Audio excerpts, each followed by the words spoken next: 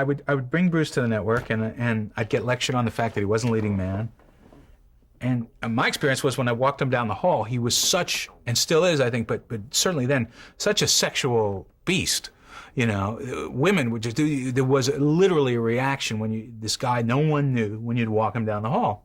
So I knew they were wrong, and one day, finally, Ann Daniel, there were really only two women executives at ABC at that time. There was Marcy Carsey, who went on to be Carsey Werner, and Ann Daniel. Ann Daniel was the head of development. And she finally cleared her throat. We were in this meeting with all these guys, and she said, look, I don't know if he's a TV star or not. I don't know if he's a leading man or not. But he sure looks like a dangerous fuck to me. And it just sucked all the air. All these men were gassed.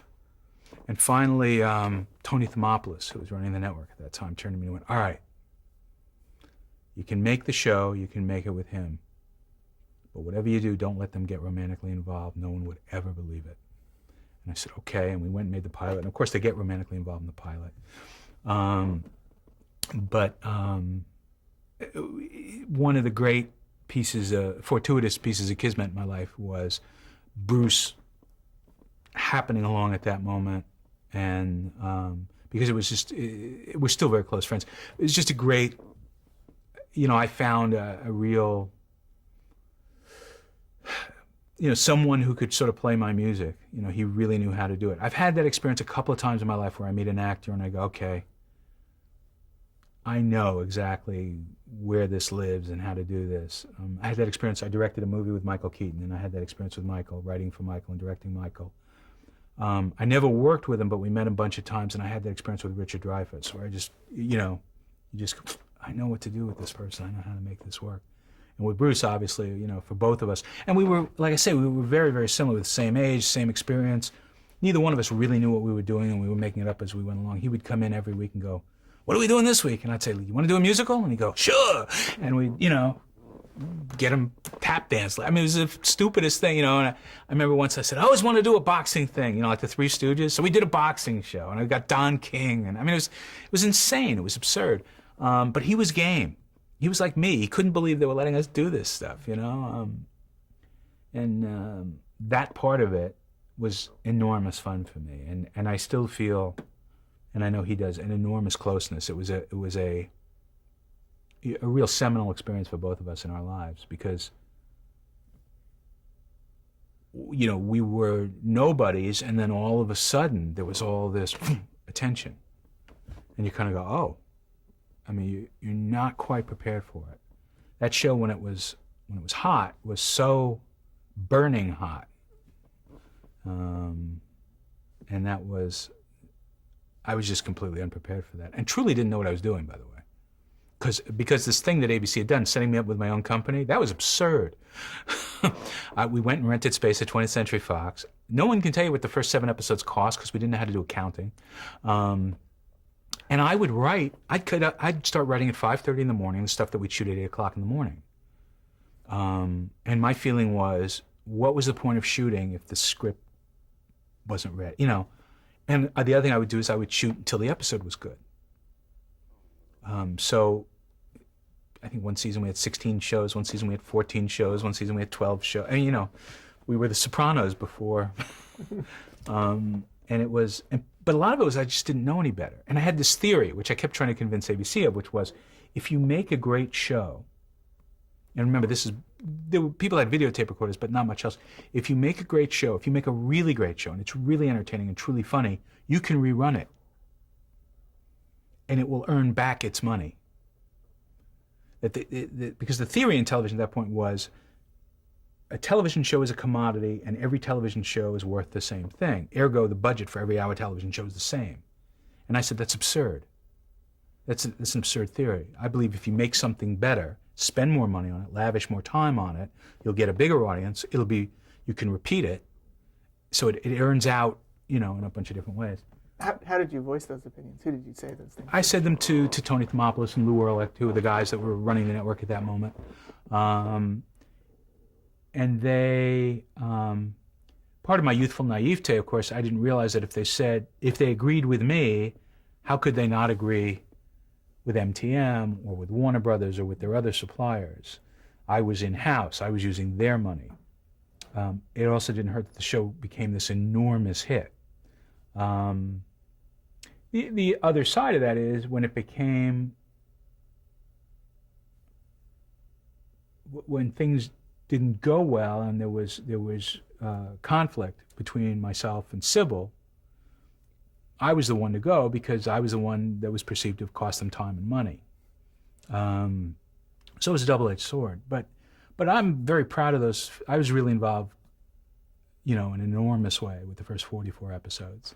And I'm enormously proud of those episodes still. I look at them and go, I mean, there's some that aren't so great, but, by and large, they're pretty damn entertaining. Now, when you were starting Picture Maker, who were the executives? Were the same executives later on?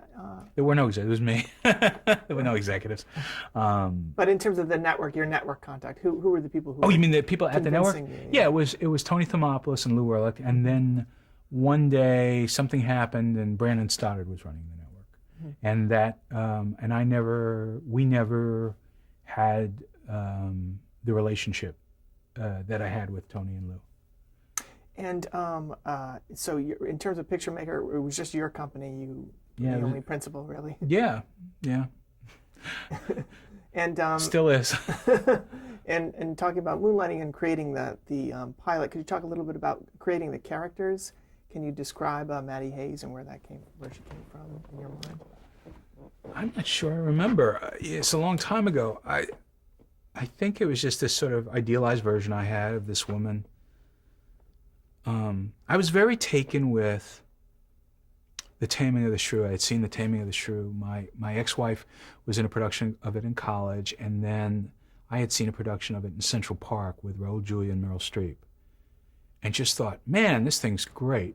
And there's this amazing sexual tension. There's this very sort of woman with an extraordinarily high opinion of herself, and this guy who is sort of rough around the edges. And I thought, it just amused me. And I thought, if I got to do this detective crap, maybe I can take that and put it in a television show. And I was so uninterested in the detective thing. I mean, so completely uninterested in the detective thing. But also convinced that, and this is something that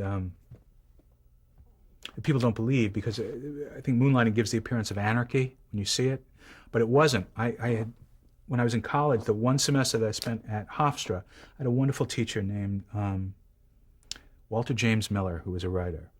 And I remember one day he said to us, do you like the Marx Brothers movies? Do you like Duck Soup? Do you like Night at the Opera? And I said, oh, very much. And he said, they look like anarchy, don't they?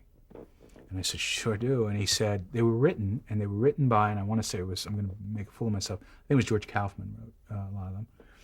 He said, and they have superb classic 3-act structure, the Greek unities, 3-act structure, the whole thing, and proceeded to show us that.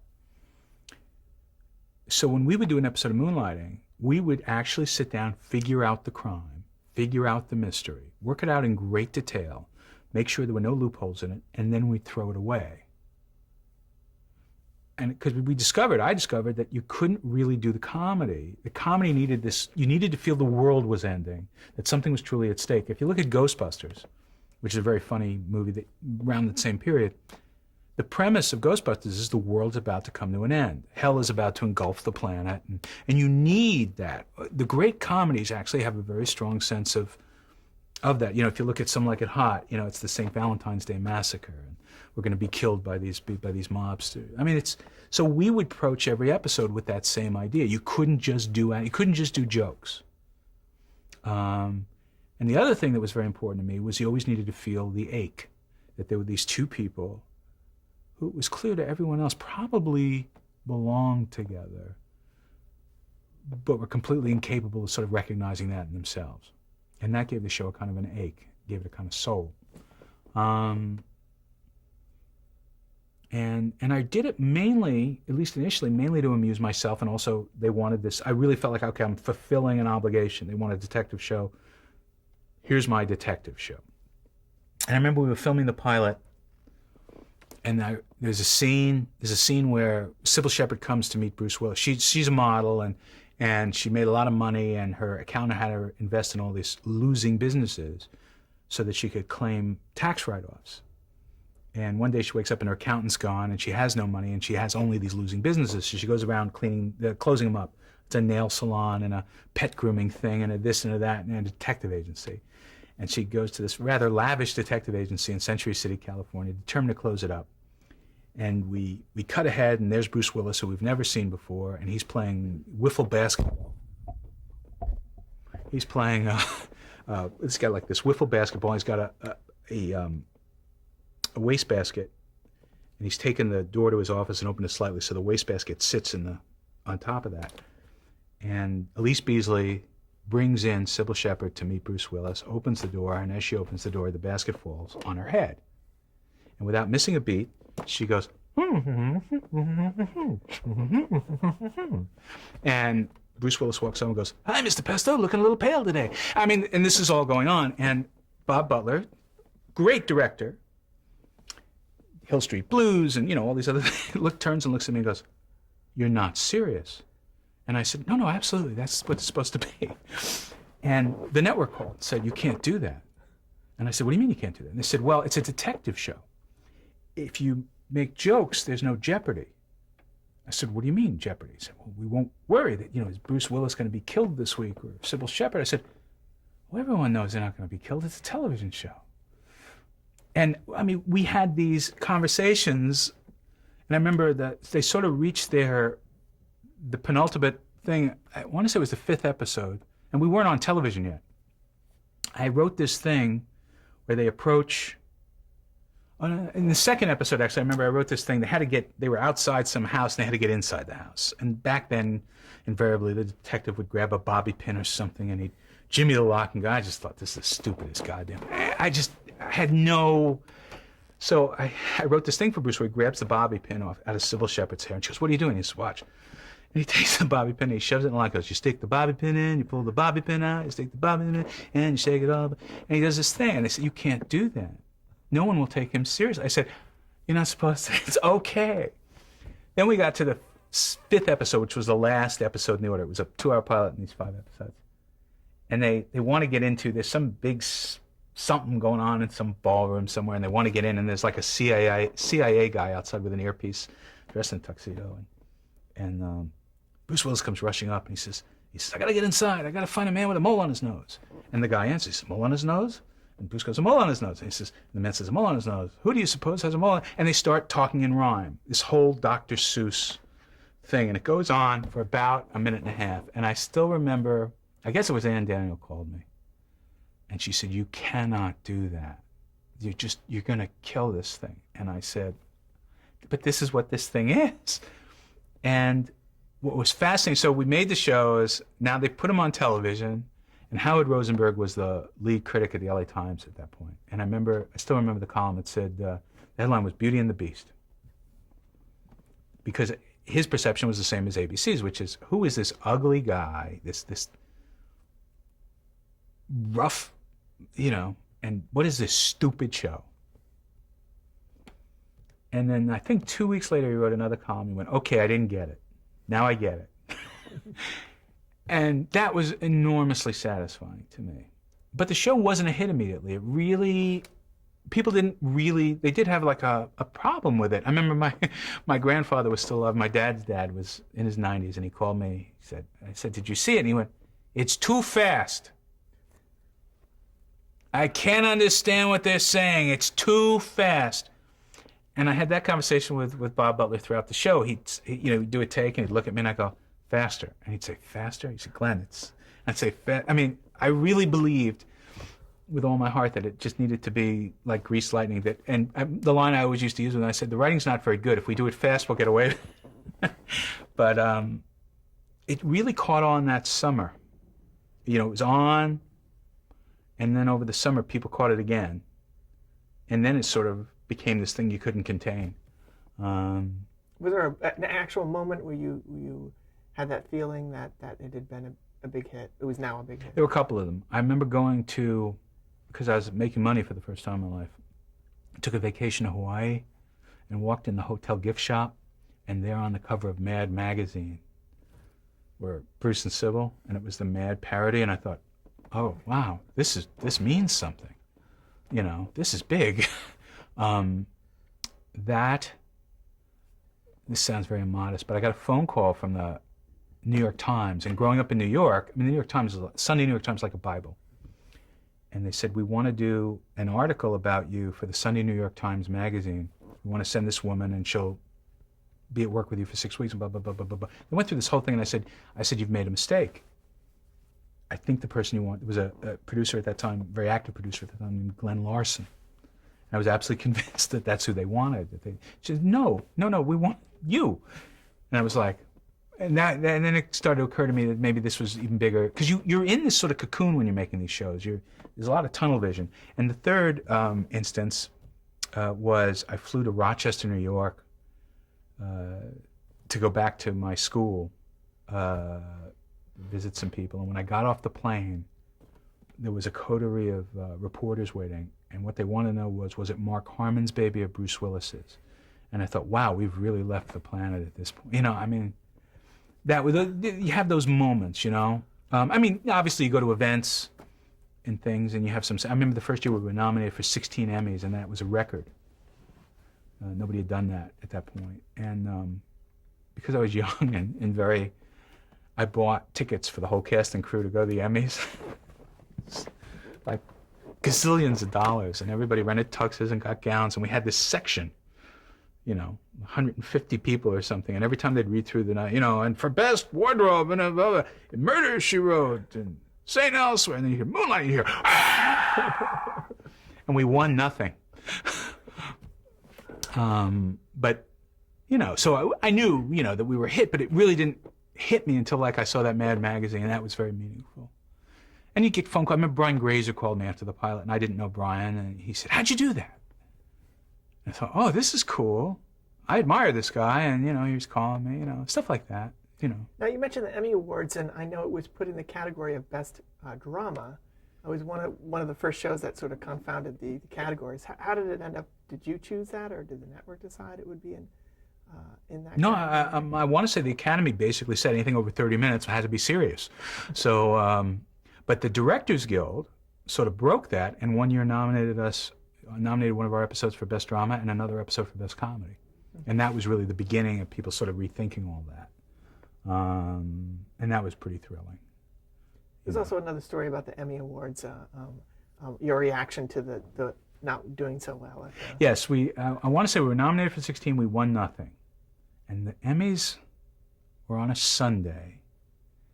We came in Monday morning and I was really depressed. I thought, we can't not comment on this.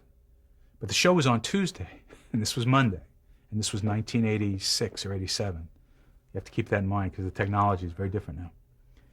So I came up with this idea, and I ran down to the stage, and I said, I want to film something. And what we filmed this little scene with Bruce and Sybil standing in front of a desk.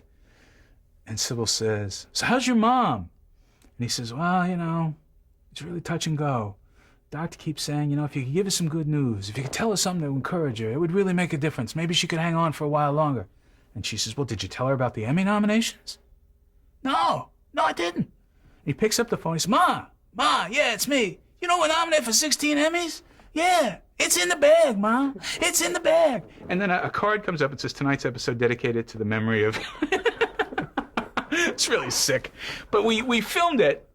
And it was on Tuesday, so we dubbed it blind. We dubbed it without film. We had no film. We just had the soundtrack and black. And then we would always, it was sort of a trick I did, to get around the censor back then, I would deliver the shows as late as possible, hopefully on the day they aired. So they would have to satellite it, and they really wouldn't get to see it, because we were always having censor problems. The other trick I would do is, if they absolutely had to see it, and they, I would send it out Friday night to their homes. And what would happen is then the families would watch them together. And, when the wives and the kids laughed at the dirty jokes, they'd let them through, because they'd had the experience of sitting in their living room and seeing that the country didn't fall apart and stuff, Did you do that consciously? Or? Oh, yeah, absolutely. Yeah. What were the issues?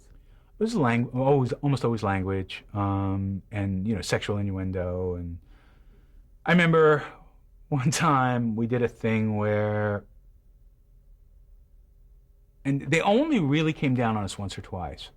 But I remember the one time they really kind of went to the wall with us was, scene with Bruce and Sybil, and he was talking about the height of her caboose. He was trying to say her ass was falling. And he was talking about the height of her caboose and this and that. And she says, I don't give a frig about the height of my caboose. And he said, frig back. And she said, I don't even know what that means. And he said, that's okay. And he turned and looked at the audience and went, they do. And the network called and said, you can't say frig on television. And I said, why not? And they said, do you know what frig means? I said, do you know what frig means? They said, we know what frig means. Do you know what frig means? And I said, frig means frig. It's a word you use instead of the bad word, fuck, you know? And they said, well, you got to take it out. I said, I can't take it out. It's one shot. It's two people. But this went on and on and on. And I called Lou Ehrlich, who was running the network. Back then, the censor was autonomous. They didn't report to anyone in the network. That was their way of keeping Washington happy. So I said, I'm getting this hassle and blah, blah, blah. And he said, bleep it. I said, what? He said, just bleep it. He said, if you bleep it, it's fuck. And I realized, of course, he was right. So we sent them a version where it was, I don't give a bleep. And they said, well, you can't do that. And we ended up cutting out the R. So it was fig. I don't give a fig. Instead of a frig. Those are the sort of nonsensical. But then we'd get stuff by them. Remember we did this Christmas episode that I was really crazy about called, 'Twas the Episode Before Christmas, where they realize they're trapped in a parable. You know, like they go to the inn and there's no room at the inn. Anyway, but at one point, Bruce Willis comes down this chimney in a Santa suit, and he sort of falls down in the chimney, and he climbs out of the fireplace, and Sybil goes, are you all right? And he says, that's the last time I try and squeeze myself into a tight hole with my clothes on. I don't know. And they didn't get it until it was broadcast, and then they got really upset. But you know, you're young and stupid, and you think you're getting away with something. I don't know. Anyway, what was the question? Now, how did Al Jarreau end up doing the theme music? When I was in Chicago studying with Second City, I saw Al Jarreau one night on, there was a PBS show called Soundstage. And I thought, I love this guy. And while we were doing the pilot, I used temporary music. I temped a lot of it to Al Jarreau. So when they said, okay, let's put this on television, we need a title sequence, I called Al Jarreau's management and said, I'd like Al to do the title music for the show. And they said, no, why don't you just we'll license you the song you have, because it was a song called After All that he had already recorded. And I said, no, I really want him to do an original song. And he wrote the lyrics. Lee Holdridge, I want to say, wrote the music.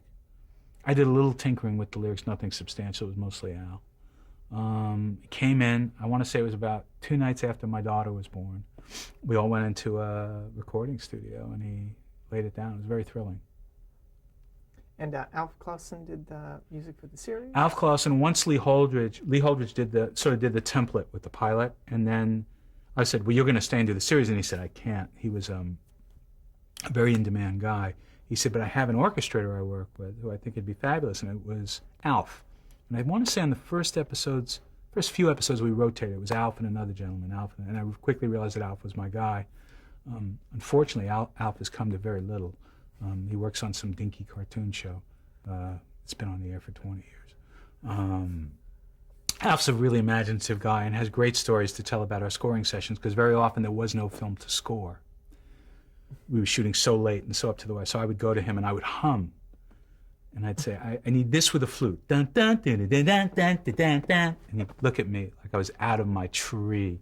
And he would do these things. And we did it very much like a cartoon at times, you know.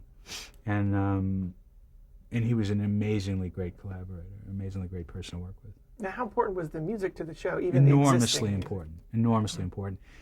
And we broke a lot of records on the show. You know, we used a lot of contemporary pop music, and we used a lot of period pop music.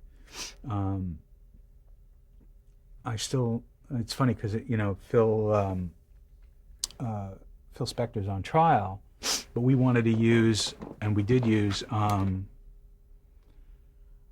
show I think is called The Big Bang, and it's the one where Manny and David get together finally and make love. And I can't remember, it was a song by the Ronettes, and he delivered the master. He brought the master, stayed with it, babysat it, you know. Back then it was, you know, people didn't do a lot of, it was really us and Michael Mann were really the only people sort of licensing contemporary music and using contemporary music, or even using period music. And that was a reason why the show wasn't available on video for so long. We couldn't clear out a lot of those rights. Did it all get cleared? It did all get cleared, yeah. It was a huge task.